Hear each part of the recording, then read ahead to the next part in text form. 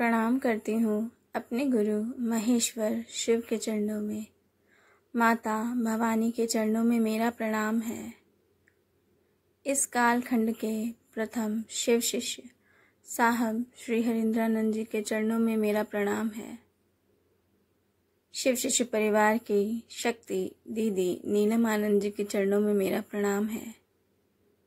शिव गुरु कारवां के माध्यम से हमसे जुड़ने वाले आप सभी को मेरा प्रणाम है। पुस्तक अनमिल आखर के माध्यम से हमने साहब के जीवन में घटित होने वाली लौकिक पारलौकिक घटनाओं के विषय में जाना।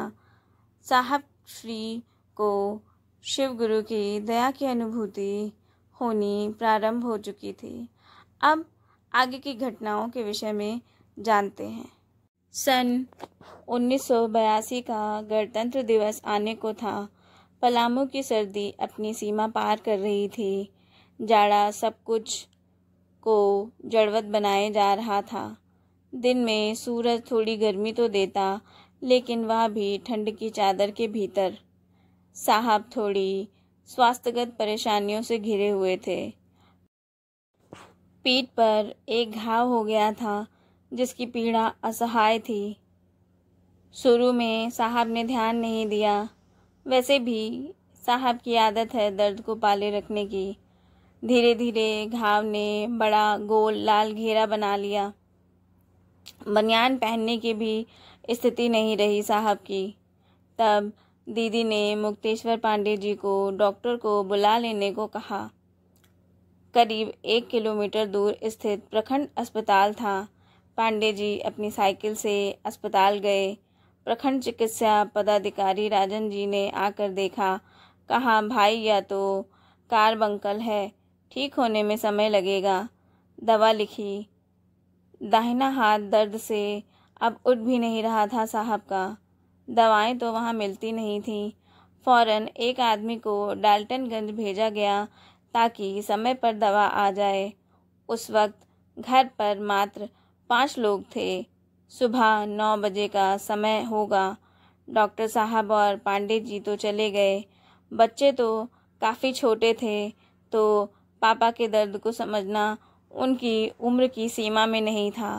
पर दीदी साहब के दर्द से परेशान थी। लगभग 5 मिनट के बाद एक अधेड़ महिला हाथे में आई। साहब आंगन की मीठी धूप में बैठे हुए थे।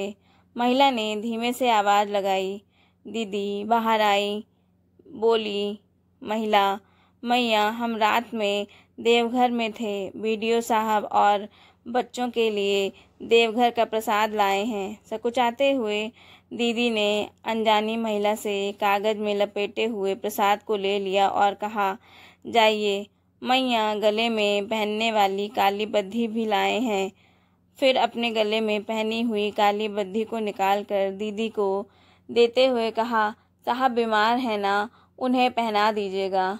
दीदी थोड़ा अचंभे में किंतु चुप हो गई। नदी आवत है ना बउआ, तो धीरे धीरे अहराई। महिला ने पलामू की बोली में रुक रुक कर कहा, फिर चली गई। दीदी ने आंगन में बैठे साहब को उस सुंदर किंतु साधारण पोशाक की महिला के विषय में बताया। कार्बंकल घाव ने दोनों को चकित कर रखा था। सो महिला ने जो काली बद्धी दी थी उसे दीदी ने साहब के गले में पहना दिया और प्रसाद का एक टुकड़ा भी खाने को दे दिया। घाव धीरे धीरे सूखने लगा। 15 दिनों में स्थिति सामान्य हो गई। असर उन दवाओं का था या उस औरत की दुआ का या दुआ रूपी बद्धी का, कुछ सही बता नहीं सकता। साहब ने कहा, आज तक समझ में नहीं आया कि रात में देवघर में ठहरी हुई महिला सुबह 9 बजे पलामू जिले के पाटन प्रखंड में कैसे पहुंची। उसे कैसे मालूम हुआ कि दवा डाल्टनगंज से आ रही है। अभी तो दवा लाने के लिए आदमी निकला ही था। वह कैसे गया था, कब आना था, उसे सब ज्ञात था उस महिला को। उसके जाने के लगभग 2 घंटे बाद ही दवा आ सकी। साहब आज भी किसी विपदा का समाचार सुनते हैं तो अक्सर उस महिला की बोली में कहते हैं, नदी आवत हई न बहुआ तो धीरे धीरे अहराई, यानी नदी में बाढ़ आती है तो पानी का स्तर धीरे धीरे घटता है। साहब के अविश्वासी मन की जमीन पर विश्वास का एक सुंदर महल निर्मित होने लगा था। इसी बीच सन 1982 के मध्य में साहब का स्थानांतरण मधेपुरा जिला में दंड अधिकारी के रूप में हो गया। चमत्कारों का सिलसिला चल पड़ा था। 2-3 व्यक्तियों को छोड़कर और कोई नहीं जानता था कि इन चमत्कारों के सूत्र उस रहस्य में निहित थे जहां साहब ने मात्र चमत्कार सीखने के प्रयोजन से शिव को अपना गुरु बनाया था। बिछे चावल पर आने वाले संदेश यदा कदा कागज पर लिख लिए जाते थे। पूजा की मेज पर आशीर्वाद के रूप में साहब, दीदी और बच्चों को प्राप्त कुछ बेलपत्र अभी भी सुरक्षित एवं संरक्षित हैं। आध्यात्मिक उलझनों के बादल अब छटने लगे थे। आंखें आंतरिक उल्लास से दीप्त रहती थी। साथ मिला था ऐसी जीवन संगिनी का जो आध्यात्म के कटीले पथरीले रास्ते पर गृहस्थी के उत्तरदायित्व के निर्वहन के साथ साथ कंधे से कंधा मिलाकर चलने को तैयार थी। इतिहास साक्षी है, भारत की आध्यात्मिक धारा में ऐसे लोग भी आए हैं जिनके सानिध्य मात्र से जीवन की दशा और दिशा बदल जाती है। चमत्कारिक घटनाओं के सकारात्मक प्रभाव ने मानव कल्याण के निमित्त एक नई चेतना जागृत की और एक ऐसी यात्रा शुरू हुई जिसे काल या परिस्थितियां मलान नहीं कर सकी। समाज में जब नए विचारों और सिद्धांतों का प्रवर्तन होता है तो उनका स्वाभाविक टकराव पूर्व स्थापित मूल्यों और मान्यताओं से होता है। चैतन्य मान्यताएं बड़ी कुशलता और सुगमता से इन समस्याओं का हल निकालती हैं। कालबद्ध प्रभाव के साथ यह देखा जाने लगा कि साहब के सानिध्य में न जाने कितने लोग अपनी जागतिक समस्याओं से मुक्ति पा रहे हैं। अतएव आत्मविश्वास से भरे आह्लाद ने मानव मात्र के कल्याण के निहितार्थ अंतर प्रेरणा जगाई कि क्यों ना दूसरों को भी शिव के गुरु स्वरूप से अवगत कराया जाए। यहीं से समय ने एक नई कहानी का आरंभ किया। जीवन की एक नई पारी की शुरुआत हुई। शिव को गुरु मानने के बाद दीदी अब अक्सर साहब के साथ शिव गुरु विषयक धारणाओं पर विमर्श करती। कभी तो आधी रात तक बैठी रहती।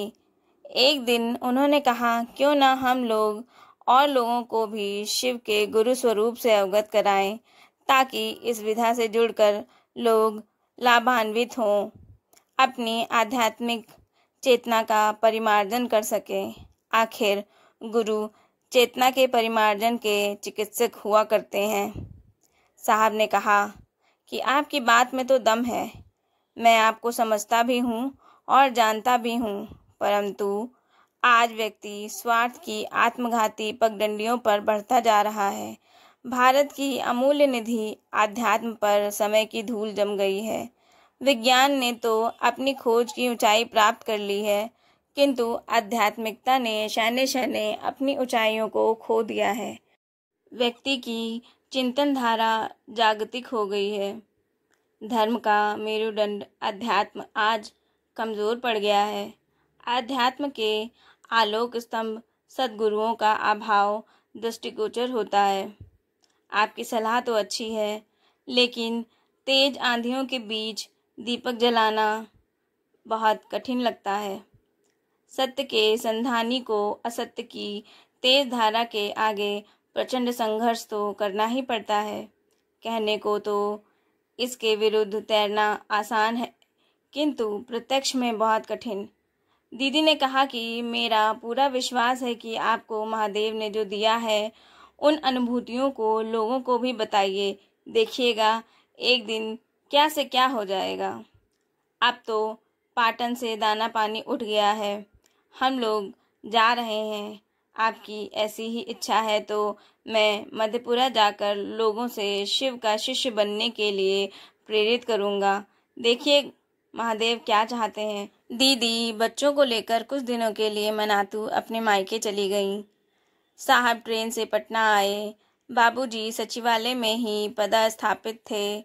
उनके महेंद्रू स्थित सरकारी आवास पर कुछ घंटे रुकने के बाद साहब सड़क के रास्ते मधेपुरा के लिए प्रस्थान कर गए। पहुंचते पहुंचते थोड़ी देर हो गई। एक पाटन था जो छोटी छोटी पहाड़ियों से घिरा हुआ था। वहीं दूसरी ओर मधेपुरा बलुई मिट्टी और कोसी के अभिशाप से अभिशस्त। शायद आध्यात्म की धारा ही इसका कल्याण कर सकती थी। 9 सितंबर 1982 को मधेपुरा जिला मुख्यालय में साहब ने योगदान दिया। उन दिनों जिला मुख्यालय में ठहरने की कोई सरकारी व्यवस्था नहीं थी। ध्यान आया कि सहरसा में शमशान की साधना के क्रम में एक बंधु से मित्रता हुई थी जो यहीं के थे। नाम शायद शमशेर था। हालांकि उस समय इनकी उम्र काफ़ी कम थी। साहब के मित्र शहर के जाने माने व्यक्ति थे, सो आसानी से उनके घर का पता मिल गया था। 2 दिनों का प्रवास अब मित्र के आवास पर ही होना तय हुआ। शाम का वक्त था। सितंबर अक्टूबर की गर्मी बड़ी उबाऊ होती है, बर्दाश्त ही नहीं होती। यह गर्मी लौटते मानसून की होती है। हवा हल्की आर्द्रता संजोए हुई थी। कभी कभी चक्रवाती तूफान और झंझावात भी चलने लगते थे। ऐसा लगता है तूफान सब कुछ उड़ा ले जाएगा। साहब कार्यालय से आकर मित्र के अतिथि कक्ष में विश्राम कर रहे थे। यह सत्य है कि संघर्ष में फंसा मानव उस दायरे से बाहर किसी वस्तु में रुचि नहीं ले पाता है। मन में एक तूफान था, भयानक तूफान, जो उमड़कर सारे बंधनों को तोड़कर बाहर निकल जाना चाहता था। साहब टूटे थे, हर मोड़ पर टूटे थे, लेकिन कभी हारे नहीं थे। दीदी की बातें रह रहकर साहब के मन के द्वार पर दस्तक दे जाती।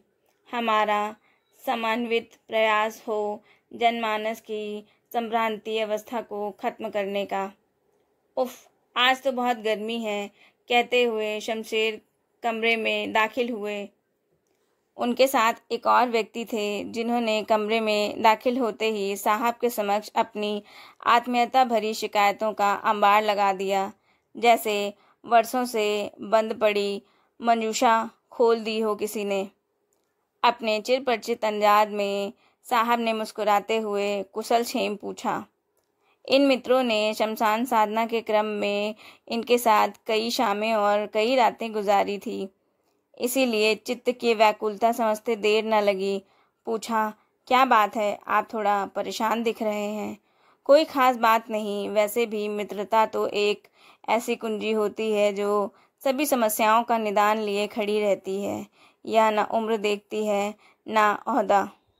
अपने दोस्तों के बीच साहब ने मन की बात को रखते हुए कहा, मैंने शिव को गुरु बना लिया है। 8 वर्षों की अनुभूतियों को इनके साथ बांटते हुए साहब ने कहा कि शिव को गुरु मानने के बाद शमशान साधना की आवश्यकता नहीं है। यद्यपि ये मित्र इनसे उम्र में काफ़ी बड़े थे, वे इनकी बातों को खास तवज्जो देते थे। सुबह में अफसर के रूप में योगदान दिया और उसी दिन यानी 9 सितंबर की संध्या में महागुरु महादेव साहब एवं दीदी के हृदय से निकलकर 2 अन्य हृदयों में भी प्रस्थापित हो चुके थे।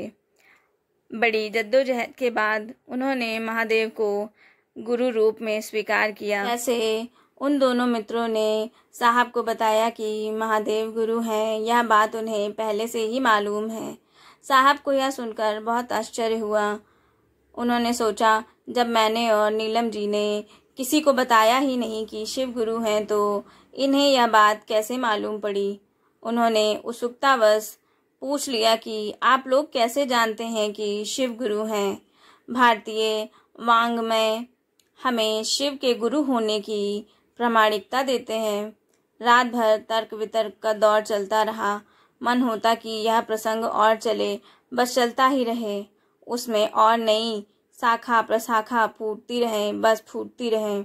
साहब की हार्दिक आकांक्षा यही जान पड़ती थी। मित्र भी इसी विषय पर संगत करते।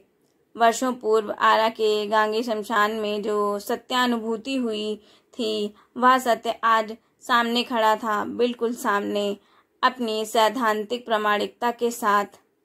अभी परिवार मधेपुरा नहीं आया था। साहब अकेले थे, इसीलिए समयाभाव की कोई बात नहीं थी।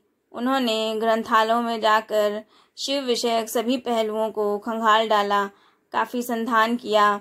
शिव से संबंधित सभी ग्रंथों के अध्ययनोपरांत आखिरकार इस निष्कर्ष पर पहुंचे कि भारतीय शास्त्र इस विषय पर सर्वसम्मत राय रखते हैं कि शिव आदि गुरु हैं, शिक्षा और ज्ञान के आदि प्रवर्तक हैं।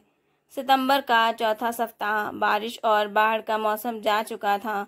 संध्या 5 बजे के बाद साहब कुछ फलांग की दूरी पर अवस्थित अपने बाड़े के आवास पर टहलते हुए जा रहे थे। देखा, अरुणा होटल के सामने कुछ लोग ब्रेड ऑमलेट का नाश्ता कर रहे थे। साहब को भूख लगी थी। सोचा खा लेता हूँ, पर पास में पैसे तो थे नहीं। भूख को अपनी इच्छा में शमित करते हुए चुपचाप अपने आवास की ओर चल दिए। रास्ते में चहल पहल तो थी, किंतु साहब के भीतर एक दर्द भरा सूनापन था। पैसे बचते भी तो कैसे? ईमानदारी से जीवन जीने की कला साहब के संस्कारों में थी, उनके खून में थी। वे थे तो अवसर पर, सैलरी पर सीमित थे। स्वभाव भी शिव की तरह भोला। कोई कुछ भी मांगे तो बेहिचक पॉकेट खाली कर देते थे। फकीरी में रहना इनका सहगल था और आज भी है। आवास में बिना कपड़ा बदले बिस्तर पर तकिए के सहारे अधलेटे अपने सूनेपन में खोए हुए थे कि बाहर से किसी ने दरवाजे की कुंडी खटखटाई। दरवाज़ा साहब ने खोला। सामने रामधारी जी खड़े थे। इनके साथ शमशान की साधना किया करते थे। साहब ने कहा, आइए बैठिए। उन्होंने कहा, सर एक काम है, तुरंत जाना है मुझे। अरुणा होटल में गरम गरम ब्रेड ऑमलेट बन रहा था, सोचा आपके लिए लेता चलूं। आप भी ऑफिस से घर आ ही गए होंगे, आपको देते ही निकल जाऊंगा। यह कहते हुए उन्होंने सामने के टेबल पर एक ठोंगा रखा था, साथ में रसगुल्ले भी थे। सर चलता हूँ, रात में आऊँगा। यह कहते हुए वे निकल गए। रात में वे आए भी नहीं। उन्होंने अल्पाहार किया। आज भी साहब कहते हैं, महादेव को अपना बनाओ, वह तुम्हारी संपूर्ण व्यवस्था को देखता है। जो सार्वजनिक है सबका है, अमूमन किसी का निजी नहीं होता। शिव तो अपनों से भी अपने हैं, साधारण से भी साधारण। वह गणाधीश्वर हैं और यही साधारण लोग उनके नजदीक था। ससुराल से बुलावा था, वैसे भी बच्चों एवं पत्नी को लेने जाना भी था, इसीलिए एक पंथ दो काज समझकर चले गए। दशहरे के बाद पत्नी और बच्चों को लेकर आ गए। दीदी को मधेपुरा की सभ्यता इतनी भा गई कि कुछ ही दिनों में वे यहाँ की स्थानीय भाषा मैथिली सीख गईं और यहाँ की भाषा में लोगों से बात करने लगी, जबकि उनका जन्मस्थान बिहार के दक्षिणी भाग में था। बिहार का दक्षिणी भाग पर्वतों, नदियों, अरण्यों के प्राकृतिक सौंदर्य और संपदाओं को अपने दामन में समेटे है, तो मिथिला बिहार की सांस्कृतिक विरासत का हृदय स्थल है। दक्षिण में बाघों की दहाड़, चिड़ियों के कलरव, घने जंगलों में पत्तों के सरसराहट के बीच सर्पों की फुफकार सुनाई दे जाती है, तो उत्तर की शिलाओं पर बुद्ध और महावीर का शांति संदेश मिलता है। मिथिला की जीवन शैली को जीवंत करती विश्व प्रसिद्ध मिथिला पेंटिंग की अप्रतिम चित्रकारी यहाँ की दीवारों पर टंगी दिखाई दे जाती है। ग्रंथालयों के पन्नों में भक्त शिरोमणि विद्यापति की पदावली की सुमधुर ध्वनि मन को झंकृत करती रहती है। धार्मिक रीति रिवाज और सांस्कृतिक परंपराएं भी यहाँ का जीवंत हिस्सा हैं।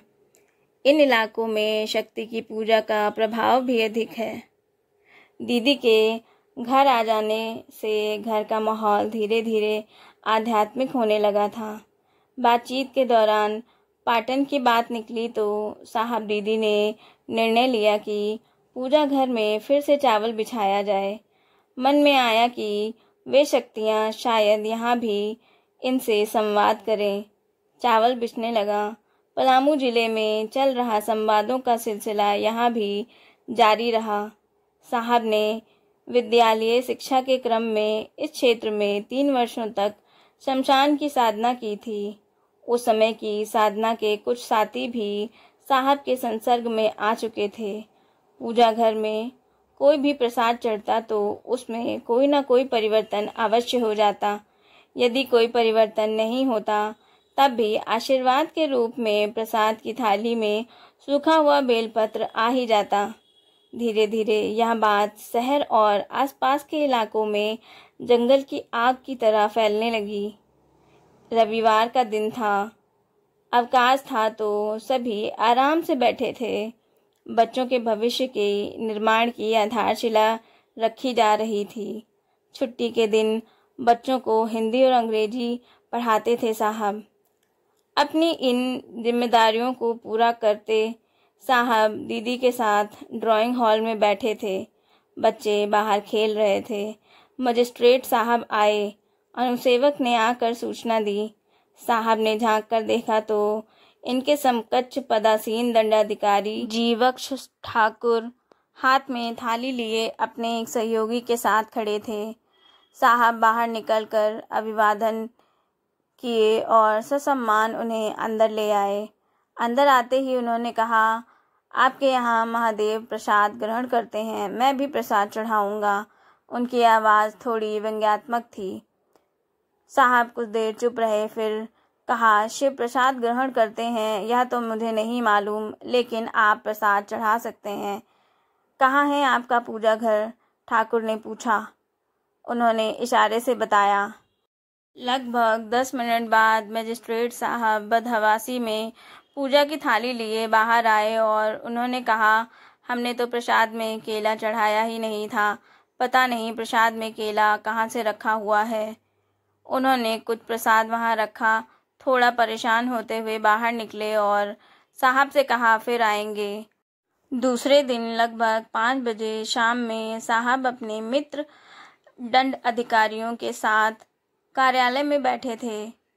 उसी कमरे में जीवक्ष ठाकुर भी थे। साहब थोड़ा थके हुए थे क्योंकि अनुमंडल दंड अधिकारी का इजलास करके लौटे थे। इसी बीच एसडीओ साहब कहीं बाहर से आते हुए साहब के चैम्बर में आ गए। सभी ने आदर के साथ उन्हें बैठने का आग्रह किया तो सामने लगी कुर्सी पर वे बैठ गए। इसी बीच मजिस्ट्रेट ठाकुर को क्या सूझा कि अचानक से अनुमंडल पदाधिकारी को देखकर वे बोलने लगे कि सर, क्या आपको पता है हरिंद्रानंद जी के यहाँ प्रेत प्रसाद खाता है और ये लोगों को बताते हैं कि इनके यहाँ भगवान शिव प्रसाद ग्रहण करते हैं। साहब का गुस्सा तो 7वें आसमान पर। साहब ने ठाकुर को कहा, आप गजब आदमी हैं, किसने कहा कि शिव मेरे यहाँ प्रसाद ग्रहण करते हैं? जीवक्ष इनकी उम्र से भी सयाने थे और प्रशासनिक वरीयता में भी। कारण अकारण ज्ञात नहीं, पर साहब के गुस्से को इस बातचीत ने उत्तेजित कर दिया। उत्तेजना में उन्होंने कहा, हरिंद्रानंद जी, अगर सही है तो सिंहेश्वर मंदिर में महादेव को प्रसाद खिला दें, तब हम समझेंगे कि आपके घर में शिव प्रसाद ग्रहण करते हैं। साहब ने तुरंत कहा, इसकी क्या गारंटी है कि सिंहेश्वर मंदिर में प्रसाद शिव ही ग्रहण करेंगे, प्रेत नहीं? ठाकुर ने टपाक से कहा, श्रृंगी ऋषि द्वारा स्थापित शिवलिंग पर चढ़े हुए प्रसाद को प्रेत कैसे ग्रहण कर सकता है? वह तो सिद्ध मंदिर है, मैंने पढ़ा है। तब साहब ने कहा, ठीक है, जब आप कहेंगे मैं सिंहेश्वर मंदिर में प्रसाद चढ़ाऊँगा। ठाकुर भी गुस्से में कहा, चढ़ाना है तो अभी चलिए। साहब ने कहा, ठीक है, चला जाए। 2-3 गाड़ियाँ सिंहेश्वर मंदिर की ओर प्रस्थान कर गईं। ये भी मंदिर की ओर बढ़े। रास्ते में ही घर था। इसी बीच उन्होंने दीदी को भी ले लिया। थोड़ा घबराते हुए इन्होंने पूछा, क्या बात है? पहले गाड़ी में बैठिए, फिर पूरा वाकया सुनाया।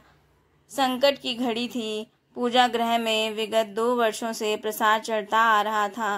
प्रसाद में परिवर्तन भी हुआ करता था, परंतु होने वाले परिवर्तन के रहस्य के सूत्र इन लोगों के पास नहीं थे।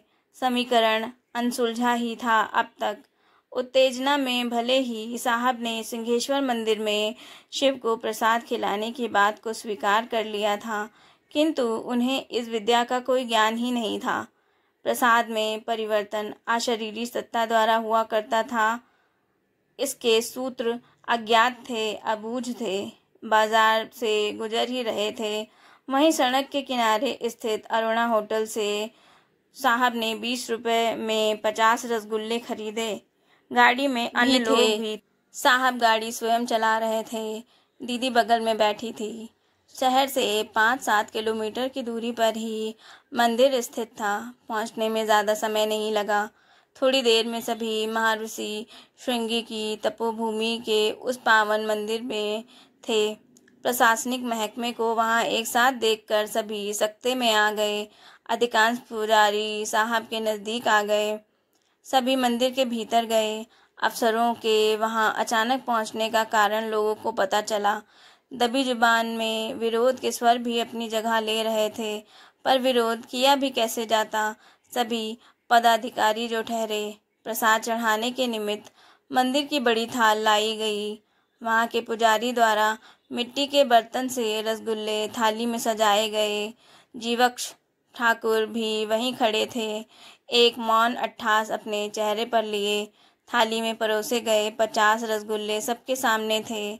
साहब ने मुख्य पुजारी से आग्रह किया कि मंदिर के दोनों पट 2 मिनट के लिए बंद कर दिए जाएं। बात मान ली गई। अधिकांश विरोध के बाद पुजारीगण लोगों को मंदिर के बाहर जाने के लिए अनुरोध कर रहे थे।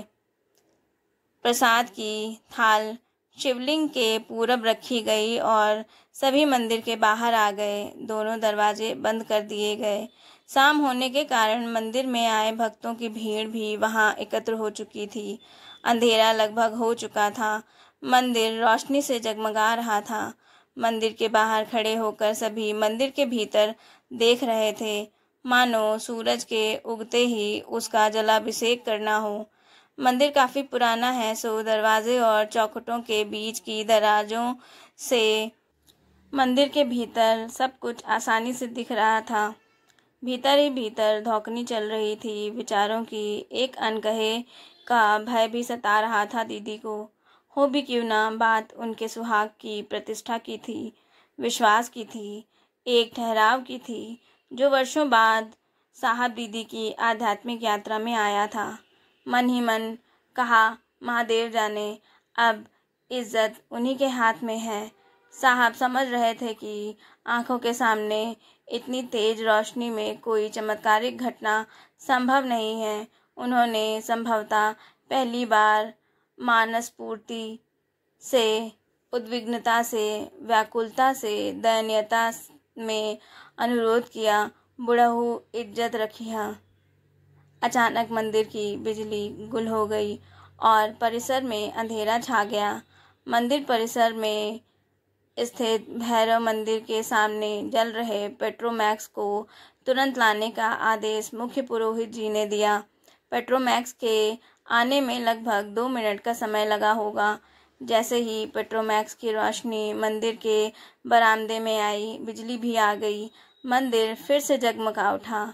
दरवाजे की दरारें कुछ नया लेकर आई थीं। दरारों के बीच से बाहर खड़े लोगों को गर्भगृह में रखी हुई पूजा की थाल की दिशा, जो अब पूरब से पश्चिम जा चुकी थी, साफ साफ दिखाई दे रही थी।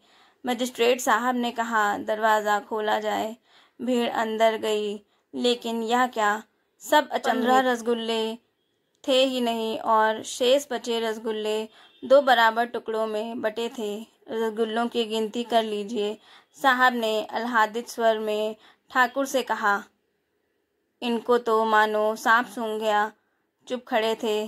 साहब ने कहा कि चढ़ा हुआ प्रसाद मटकुरी में वापस रख दीजिए और ले चलिए। साहब का मन प्राण अनजानी ऊर्जा के प्रवाह से अभी तक प्रकंपित था। वापस जीप में बैठे।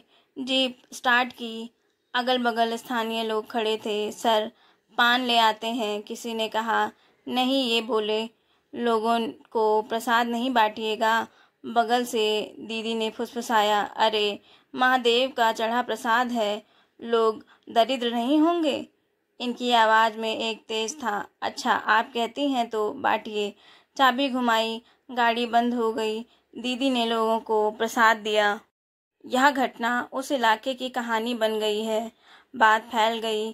कौतूहलवश लोग आकर साहब से मिलते। अब सुबह शाम लोगों का जमावड़ा लगा रहता। साहब कहा करते हैं, यह मंदिर नहीं है, आप मंदिर जाएं।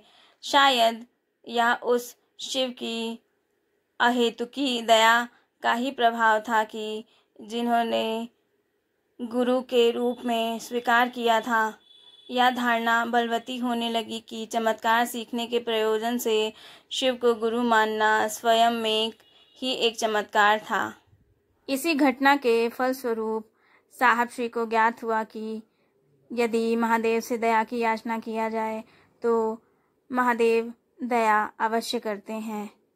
वे कभी अपने शिष्यों को निराश नहीं करते हैं। इसी घटना के फलस्वरूप हम सभी शिव शिष्यों को हमारा प्रथम सूत्र, अपने गुरु शिव से दया की याचना करना, दया मांगना भी मिला। साहब के जीवन में शिव गुरु के आने से अन्य और कौन कौन सी घटनाएं घटित हुईं, यह सब हम अगले भाग में जानते हैं। शिव गुरु कारवां के माध्यम से हमसे जुड़ने के लिए आप सभी का आभार। आप सभी को प्रणाम।